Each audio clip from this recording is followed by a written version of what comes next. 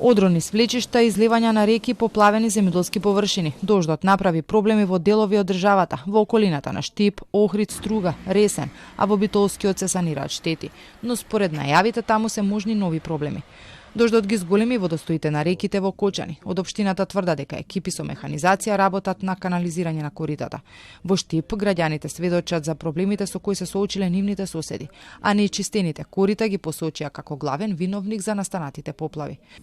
Полесно поминаме, натаму има повеќе куќи поплавени, има истока удавено таму на некои комшии. Затоа што не е чистен рекца.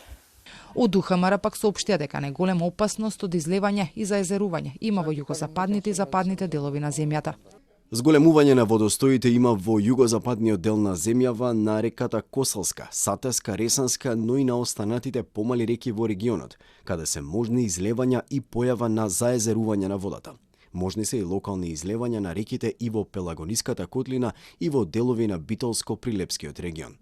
Според најавите на управата, очигледно е дека временските услови наскоро нема да се подобрат. Се најавува северен ветар, пониски температури, но и врнежи од снег на целата територија на државата.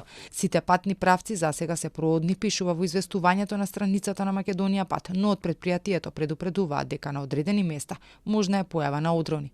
И од ЕВН засега не регистрирале сериозни проблеми поради временските услови, но велат ситуацијата будно се следи.